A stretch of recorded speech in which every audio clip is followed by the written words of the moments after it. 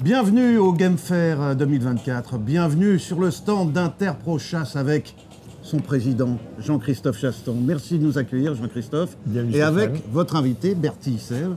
Merci d'être avec nous Bertie. J'allais dire une femme à plusieurs casquettes, mais en l'occurrence plusieurs chapeaux. Plusieurs chapeaux. Vous êtes déléguée générale de la SNAFAM, directrice de la FEPAM.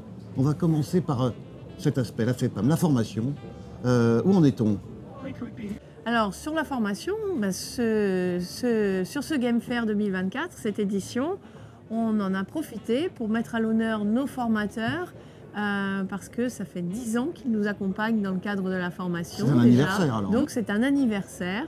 Et donc, on a le plaisir de retrouver les stagiaires qui ont été formés et de faire le point avec leur situation, s'ils sont installés en tant qu'armuriers aujourd'hui, où ils en sont, les difficultés qu'ils ont rencontrées, les joies.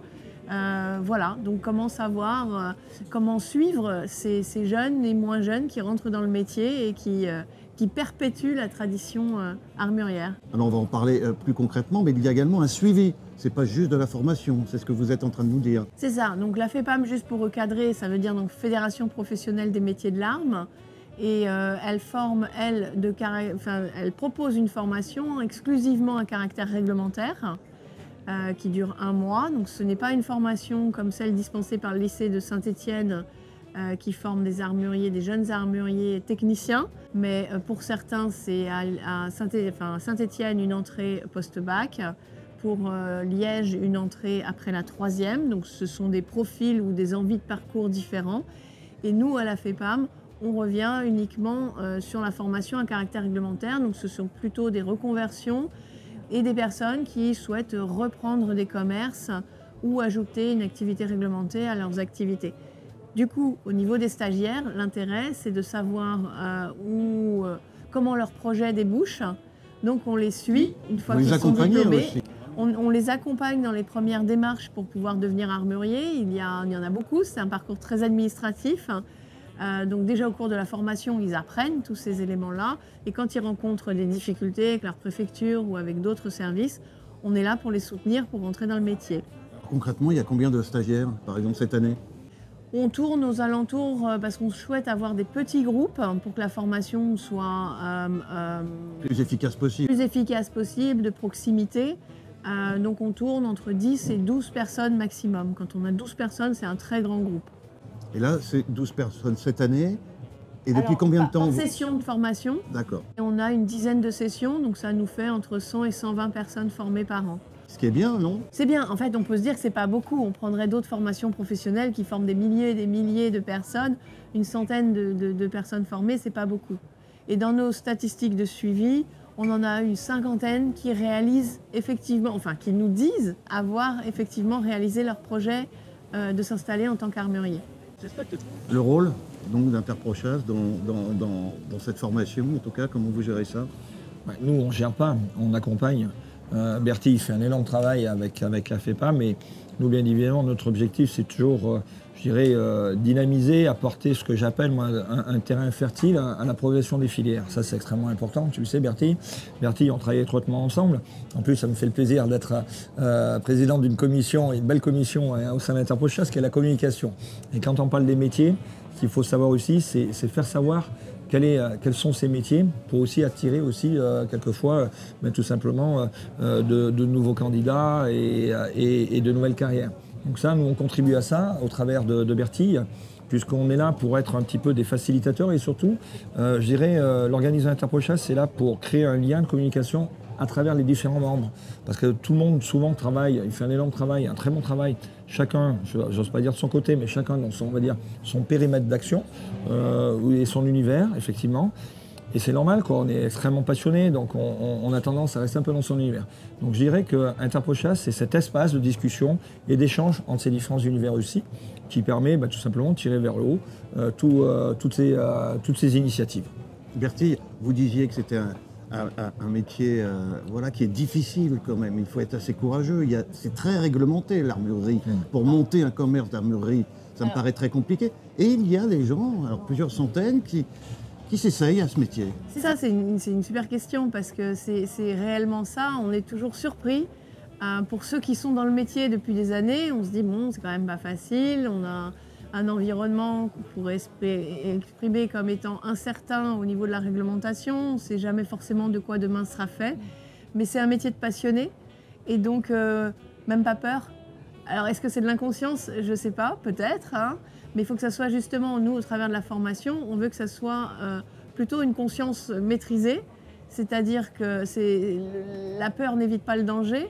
Donc plutôt, il faut mieux connaître la réglementation, il faut savoir la comprendre.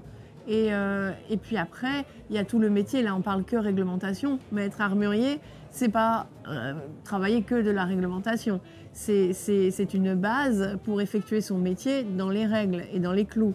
Ce que j'ai le droit de faire, pas faire ou comment faire. Oui, mais ça peut être un frein aussi, parce que c'est très complexe. Il faut être armurier. Les gens veulent être armuriers, vendre des armes. Mais derrière, il ne faut pas se lancer comme ça. Il y a vraiment beaucoup de réglementation. Je dirais que c'est un peu comme permis de conduire. Conduire, c'est facile. Ouais. Mais derrière, avant, il y a le code. Et là, c'est un peu pareil. C'est-à-dire que c'est un peu compliqué pour les gens. Il y en a peut-être qui se découragent parce qu'ils disent « Waouh, je ne savais pas que c'était aussi réglementé. » Eh bien, nos futurs armuriers, ça a plutôt tendance à les rassurer. Parce qu'on leur donne tous les éléments. Et donc, ils sont beaucoup moins inquiets par rapport au futur. Et puis après, ils savent qu'il y a la FEPAM qui est derrière, vers laquelle ils peuvent s'adresser et qui va les accompagner, justement. Est-ce que vous avez un mot, Jean-Christophe, à rajouter sur ce dossier formation? Non, moi, ce que j'ai aimé dans le propos de Bertie, on se connaît très bien. Il me dit non, mais tac. Non, moi, ce que j'adore et ce qui me plaît beaucoup dans mon rôle de président d'Interprochasse, c'est qu'on a tous des métiers passion. Et je crois que c'est ça, quand j'entends parler de difficultés, la passion permet de dépasser ces difficultés-là. Et quand on est passionné, on soulève des montagnes. Mais c'est plus des difficultés quand on est passionné. Finalement. Exactement, voilà, exactement. Ça devient plus des difficultés et justement, ça les atténue. Et je crois que c'est pour ça qu'on a toutes ces vocations, parce que ce sont vraiment des gens qui sont passionnés par un métier qui ouvre des émotions extraordinaires. Alors, j'aimerais que l'on parle, Bertie, avec vous, d'un autre dossier, d'un autre sujet, c'est le recyclage des douilles. C'est ça. Donc là, c'est un gros sujet depuis quelques années. Donc j'ai ma casquette ou chapeau FEPAM qui est sur l'aspect de la formation et donc de l'accompagnement, l'entrée dans le métier sur ces aspects réglementaires et de fédération de l'ensemble des formations qui existent. Et j'ai la casquette de délégué général du SNAFAM, qui est la chambre syndicale des fabricants, des importateurs et distributeurs de tout ce qui est articles de chasse et de tir sportif et de sécurité aussi. Et donc de ce côté-là, nos metteurs sur le marché, c'est-à-dire les fabricants de munitions ou les importateurs de munitions, ceux qui mettent pour la première fois sur le marché en France des munitions, ont pour obligation depuis 2022 de verser une éco-contribution dans le cadre d'une filière de recyclage qui s'appelle la filière REP ASL d'articles de sport et de loisirs. Et donc on verse une éco-contribution en fonction du nombre de munitions vendues. C'est un versement à la munition. Et on verse cela à un éco-organisme qui s'appelle Écologique, qui est nommé par l'État. Et donc cet éco-organisme doit ensuite utiliser les fonds qui lui sont versés pour organiser la filière de collecte des douilles. Alors nous, dans les articles de sport et de loisirs, les douilles usagées de nos métalliques ou bimatières, donc pour fusil ou pour carabine, sont concernées. On va dire qu'Écologique s'est retrouvé avec une sorte de caillou dans la chaussure parce que c'est différent d'une balle de tennis, c'est différent d'une table de ping-pong, c'est différent d'un vélo. Qu'est-ce qu'on en fait? La munition, même une fois tirée, sa douille reste classée. Donc on ne la met pas dans une poubelle jaune, on ne la met pas à la déchetterie. Ici, sur le salon, comme on a mené cette action pour informer, échanger justement avec les chasseurs, les présidents de sociétés de chasse, les fédérations départementales, entre autres, beaucoup nous disent « mais moi je les mets dans la poubelle jaune ». Mais on dit « c'est super parce que c'est un premier acte qui est un acte de tri, qui est essentiel, mais en fait ces munitions, ces douilles ne doivent pas aller dans la poubelle jaune ». Concrètement, je suis chasseur, je vais à la chasse, je tire, je ramasse mes douilles, je ne les mets pas dans la poubelle jaune, qu'est-ce que je fais? Alors on a préparé un petit triptyque et qui se retrouve aussi sur le site du SNAFAM. On peut le retrouver et on donne justement toute cette présentation. C'est ce qu'on a fait pendant tout le week-end, pendant 3 jours. On a organisé une animation justement pour expliquer aussi ça. Aujourd'hui, on est en train d'établir les fondations. C'est-à-dire que beaucoup de personnes vont nous dire, pour répondre à votre question, qu'est-ce que je fais? Je vais où? Il n'y a rien. Ben oui, parce que c'est en train de se construire. Donc en fait, nous, ce qu'on essaye de faire, c'est de dire à tout un chacun concerné, tireurs, chasseurs, etc., vous êtes acteurs, donc il faut se poser la question, c'est si je ne sais pas quoi faire, nous, on va donner des guides, des orientations, mais soyez acteurs pour mettre une chaîne en place. Et la chaîne de collecte, elle est assez simple. Si je suis chasseur, je peux, déjà, est-ce que je suis dans une société de chasse?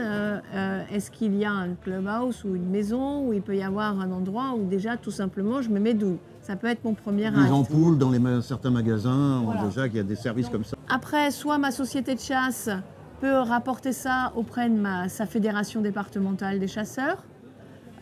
Et là, en général, ça génère du volume.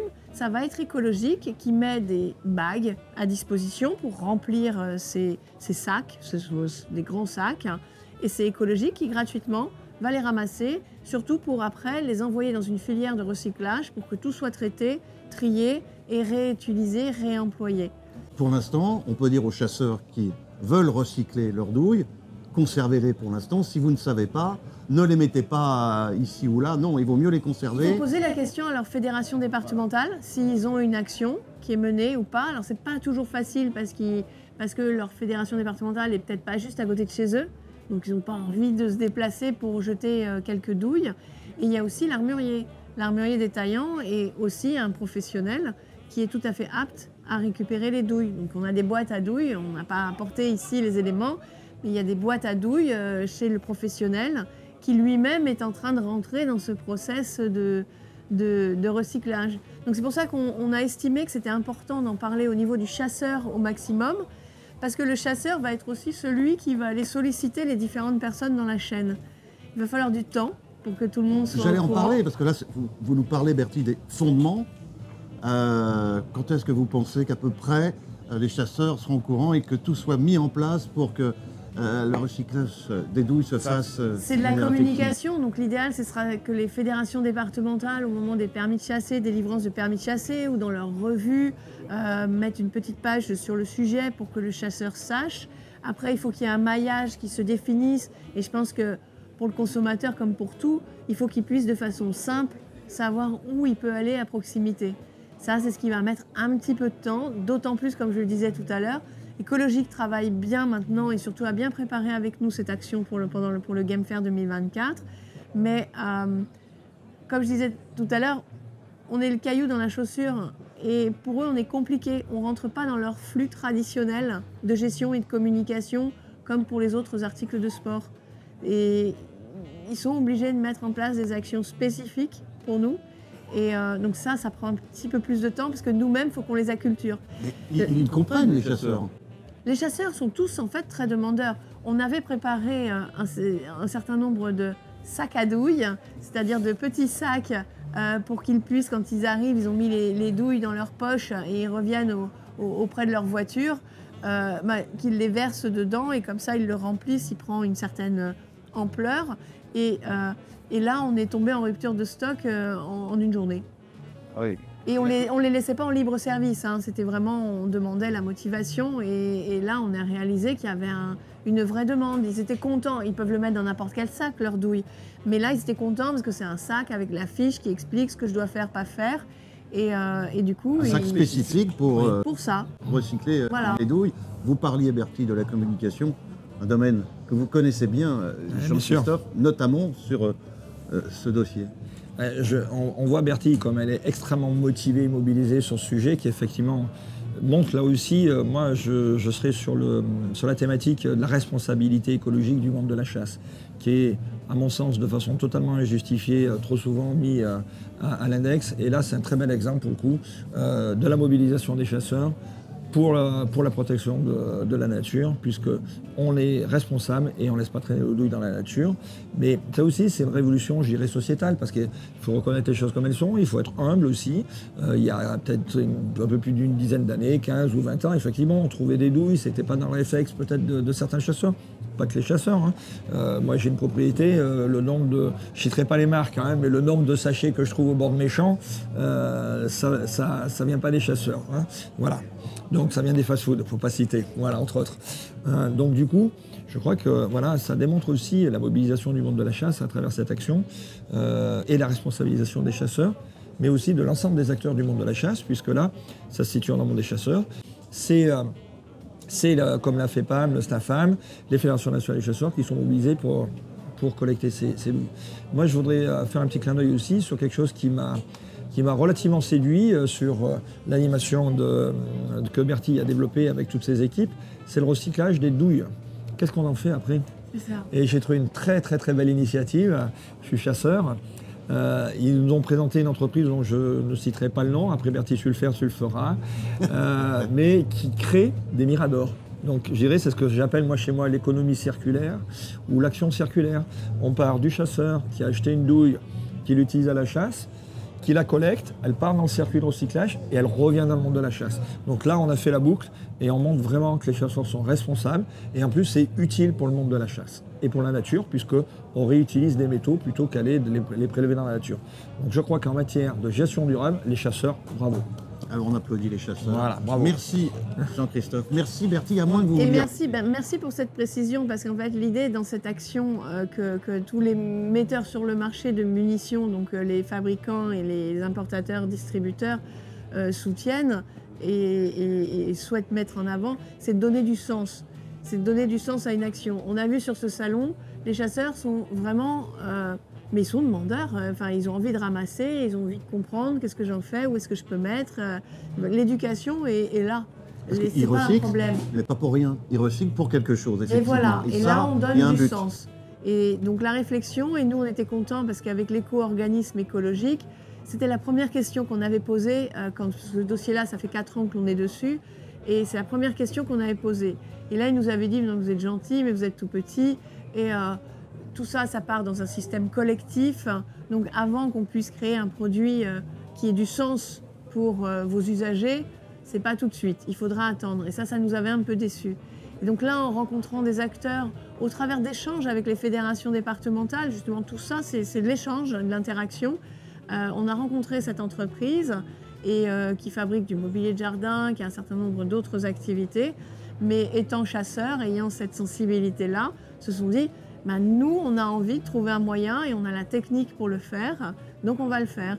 Donc c'est bien, il faut qu'il y en ait tout plein d'autres de ce style-là et des idées, je suis certaine que tout le monde en aura. J'en suis sûr. Merci beaucoup Bertie pour toutes ces précisions. Merci à tous les deux. Merci Monsieur le Président. Merci Présidente. Allez, à bientôt.